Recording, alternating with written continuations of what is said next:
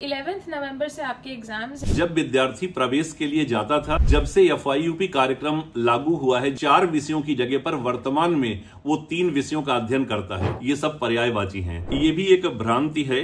ये multiple entry multiple exit system digital India के अंतर्गत जागरूक करने के लिए 2 स्किल डेवलपमेंट प्रोग्राम उपलब्ध करा रहे हैं। ये दोनों ही कोर्सेज हमारे विद्यार्थी 100% अटेंड करें। हम लोग हर जिले में कार्यशालाएं कर रहे हैं। हमारा और हमारे विश्वविद्यालय का केवल एक ही उद्देश्य है, इस कम मूल्य पर उपलब्ध कोर्स के द्वारा साइबर सिक्योरिटी और AI फॉर ऑल कोर्स का अध्ययन कर सकें। कृपया कोई कंफ्यूजन नहीं रहना चाहिए। माइनर विषयों की जो परीक्षा है वो MCQ बेस्ड होगी। इतने कम मूल्य पर 500 रुपए में जो कोर्स, अगर वो मार्केट में जाएंगे तो उनको यही कोर्स 10,000 रुपए में उपलब्ध होगा। 11 नवंबर से हमारे विश्वविद्यालय की परीक्षाएं प्रस्तावित हैं।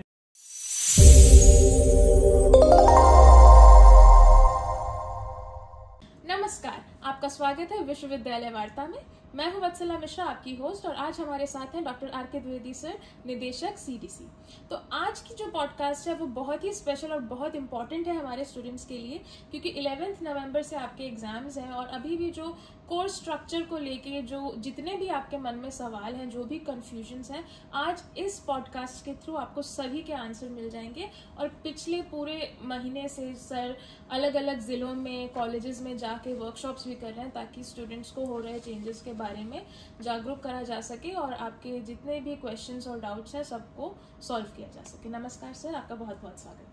नमस्कार। सबसे पहले मैं कानपुर नगर, कानपुर देहात, औरैया, इटावा, कन्नौज, फर्रुखाबाद और उन्नाव जनपदों में स्थित छत्रपति साहू जी महाराज विश्वविद्यालय से संबद्ध सभी महाविद्यालयों के प्रबंधक, प्राचार्यों और अपने शिक्षक साथियों को नमस्कार करता हूं और विद्यार्थियों को ढेर सारा आशीर्वाद देता हूं कि इस पॉडकास्ट के माध्यम से वो अपने कोर्स स्ट्रक्चर के बारे में बहुत सारी चीजें जानेंगे।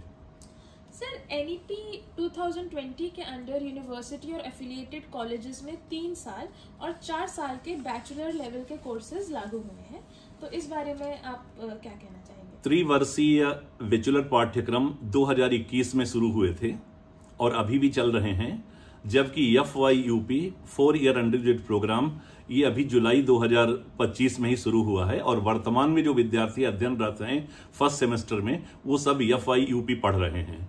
दोनों के बीच में जो मुख्य अंतर है, FYUP के तहत सबसे पहले विद्यार्थी को अपना संकाय चयन करना पड़ता था।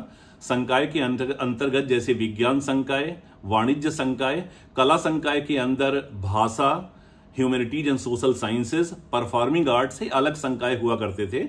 जब विद्यार्थी प्रवेश के लिए जाता था तो सबसे पहले उसे अपना संकाय चुनना होता था और उस संकाय से पहले 3 विषय वो मेजर के रूप में चुनता था, बल्कि मैं कहूंगा 2 विषय उस संकाय से चुनता था। उसके बाद उसे तीसरा और चौथा, एक मेजर और एक माइनर, इस तरीके से चुनना होता था कि मेजर और माइनर में से एक अन्य संकाय से हो। इस तरीके से विद्यार्थी 3 मेजर और एक माइनर विषय का अध्ययन करता था।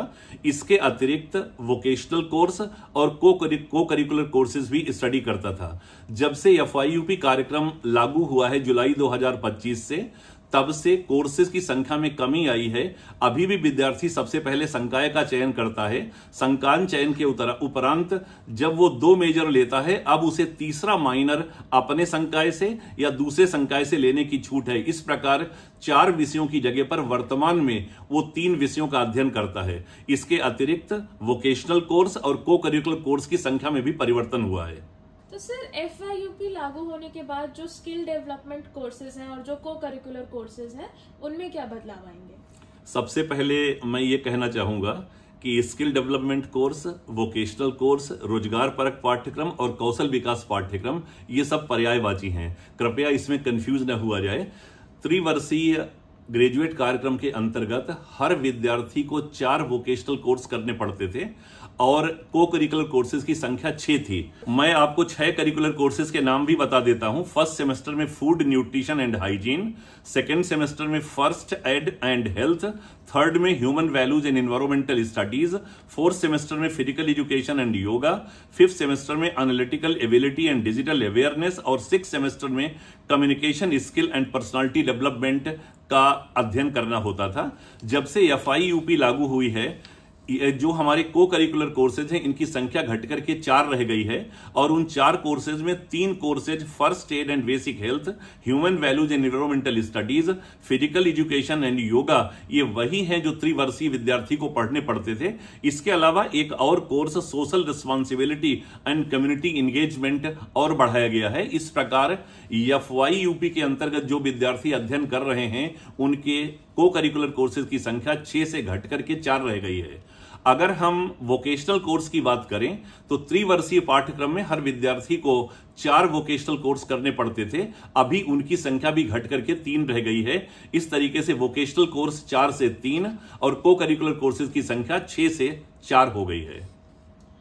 सर, जिन स्टूडेंट्स ने FYUP लागू होने के बाद एडमिशन लिया है उनको क्या 4 साल पढ़ना होगा? ये भी एक भ्रांति है। जैसा त्रिवर्षीय पाठ्यक्रम में था उसी तरीके की व्यवस्था 4 वर्षीय पाठ्यक्रम में ही है। अगर हमारा विद्यार्थी 1 वर्ष के बाद एग्जिट करना चाहता है, ये multiple entry multiple exit system NEP 2020 के अंतर्गत लागू किया गया है। अगर हमारा विद्यार्थी 1 वर्ष के बाद बाहर जाना चाहता है तो उसे सर्टिफिकेट के कोर्स के साथ एग्जिट मिल जाएगा। इसी तरीके से 2 ईयर सक्सेसफुली कंप्लीट करने के बाद उसको डिप्लोमा मिल जाएगा।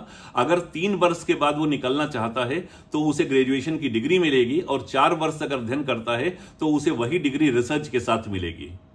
सर, यूनिवर्सिटी में वर्तमान में 2 स्किल डेवलपमेंट कोर्सेज चालू हैं, उनके विषय में कुछ बताइए। हमारे विश्वविद्यालय के यशस्वी कुलपति प्रोफेसर विनय कुमार पाठक जी की प्रेरणा से इस वर्ष हम अपने विद्यार्थियों को डिजिटल इंडिया के अंतर्गत जागरूक करने के लिए और NEP की मंशा के तहत 2 स्किल डेवलपमेंट प्रोग्राम उपलब्ध करा रहे हैं।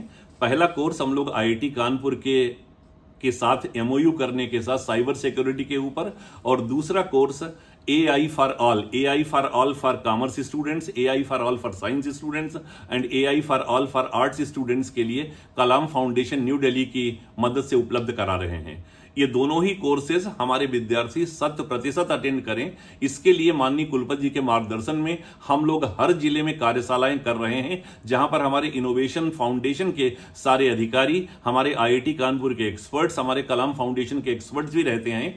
हमारा और हमारे विश्वविद्यालय का केवल एक ही उद्देश्य है कि ज्यादा से ज्यादा विद्यार्थी इस कम मूल्य पर उपलब्ध कोर्स के द्वारा साइबर सिक्योरिटी और AI फॉर ऑल कोर्स का अध्ययन कर सकें। यहां पर एक बात और मैं आपसे बताना चाहता हूं कि जो AI फॉर ऑल हमारा कोर्स है ये FYUP के तहत है, क्योंकि ये हमारे प्रथम सेमेस्टर में अध्ययनरत विद्यार्थियों के लिए है, जबकि साइबर सिक्योरिटी कार्यक्रम वो 3rd सेमेस्टर के स्टूडेंट्स के लिए है, वो त्रिवर्षीय स्नातक पाठ्यक्रम के अंतर्गत आते हैं। तो कृपया कोई कंफ्यूजन नहीं रहना चाहिए कि जो हमारे 4 ईयर कोर्स के स्टूडेंट्स हैं उनके लिए AI फॉर ऑल, और जो हमारे त्रिवर्षीय पाठ्यक्रम के स्टूडेंट्स हैं उनके लिए साइबर सिक्योरिटी का कोर्स इस वर्ष विश्वविद्यालय से उपलब्ध कराया गया है। सर, क्या स्टूडेंट्स को माइनर सब्जेक्ट्स हर सेमेस्टर में पढ़ने होंगे? माइनर सब्जेक्ट्स के बारे में यह है कि उसे 1 साल में 1 माइनर कोर्स पढ़ना पड़ेगा, और इसके लिए विश्वविद्यालय ने व्यवस्था की है कि BA और BCom पाठ्यक्रम के विद्यार्थी अपने माइनर विषय का अध्ययन विषम सेमेस्टर में करेंगे और BSc के विद्यार्थी अपने माइनर पेपर का अध्ययन सम सेमेस्टर में करेंगे। साथ ही साथ माइनर विषयों की जो परीक्षा है वो MCQ बेस्ड होगी। तो ये एक बहुत ही इंसाइटफुल वीडियो है जिससे स्टूडेंट्स के सारे ही कंफ्यूजन्स दूर हो गए होंगे।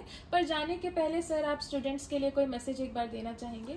मैं अपने सभी प्रिय विद्यार्थियों से अनुरोध करूंगा कि विश्वविद्यालय की मंशा को समझें।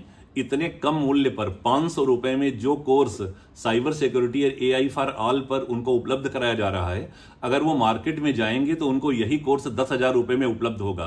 तो मैं अपने सभी विद्यार्थियों से और साथ ही साथ हमारे AI फॉर ऑल और साइबर सिक्योरिटी जो कोऑर्डिनेटर्स हैं हमारे महाविद्यालयों के, उन सबसे भी अनुरोध करूंगा कि 100% विद्यार्थियों के पास जाएं, उनको इस कोर्स के लिए प्रेरित करें, जिससे हमारे सारे विद्यार्थी पढ़ सकें और हमारा जो समाज है और हमारा देश हमारे माननीय प्रधानमंत्री की इच्छा के अनुरूप डिजिटल सुरक्षित बन सके। यही मैं अपने विद्यार्थियों से कहना चाहता हूं। 11 नवंबर से हमारे विश्वविद्यालय की परीक्षाएं प्रस्तावित हैं। सभी अपने विद्यार्थियों को सादर शुभकामनाएं प्रेषित करता हूं कि वो अच्छा करें और देश के लिए अपना कंट्रीब्यूशन दें। थैंक यू सर, आपका बहुत बहुत धन्यवाद विश्वविद्यालय वार्ता में आने के लिए।